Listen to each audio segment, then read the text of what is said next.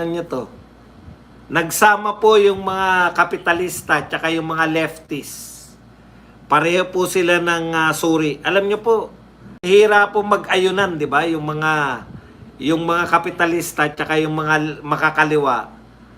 Yung mga oligarko at mga kakaliwa, po nag-aayunan yan dahil magkaaway yan. Pero nagkaayunan po sila, umayon po sila sa bawat isa. Sa pagsusuri po kung bakit walang pumapasok. Daw po walang pumapasok na mga investor sa Pilipinas. Yan. Alam nyo mga sabi nila, una, corruption. Hindi na lang po nila nakikina pa isa-isa eh. Kasi dati ang corruption, may corrupt. Halimbawa, ang nabalitaan lang kay Tatay Digong taliwas sa sinasabi nito na laganap ang korupsyon. Ang nabalitaan lang na may korupsyon nung kay Tatay Digong, yung Parmali, di ba? Ibig sabihin, isolated. Dito po, sa panahon na to, lahat, eto na lang flood control na lang. Dapat DPWH lang yan.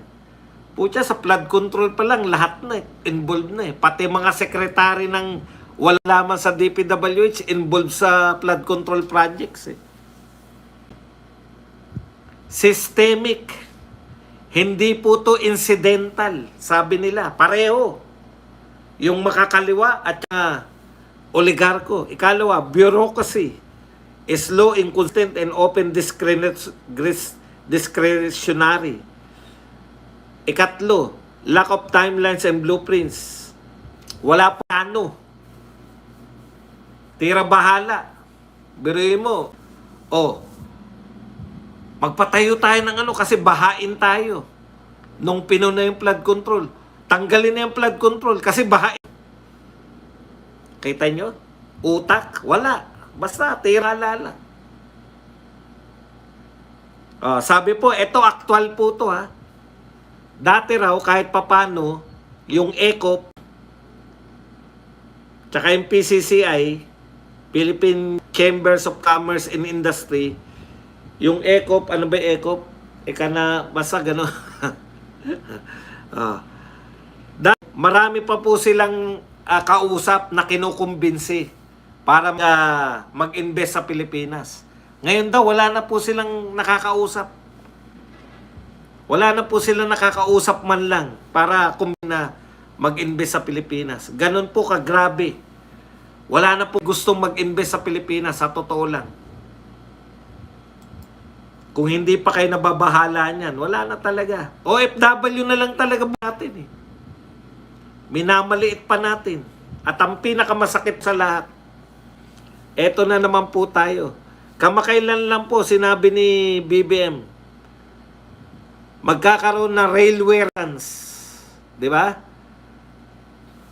Bubuhayin yung railway sa Pilipinas. Tapos meron na po. Hindi naman siya nito. JICA. Namana niya lang po yan kay Tatay Digong. Tsaka yung subway, namana niya lang yan. Hindi pa tinutuloy-tuloy. Alam niyo po, Metro Manila Subway Phase 1. 2026 budget cuts. Hit forested projects again. So, ang katangian po ng pagbabudget BBM, lagi po niyang binabawasan. Kanina sabi ko, di ba? Tinatanong natin. Boss Badong, kung dinagdagan nila yung budget nila, yung mga congressman, dinagdagan nila yung kanilang MOE, mga congressman at mga senador, saan nila kinuha yung budget? Binawasan. Ito po mga binawasan. Metro Manila Way, cut from 39.2 billion to 20.4 billion. Ibig sabihin, nakautang na tayo. Japan na nagtatayo. Alam niyo po, kinakailangan rin pondohan kasi yung mga iba pa po, ang kanila lang naman ang sagot ng Japan, yung mismong subway. Di ba? Pero may mga gastos po Halimbawa, estasyon. Hindi naman atin yung lupain na tatayuan na istasyon.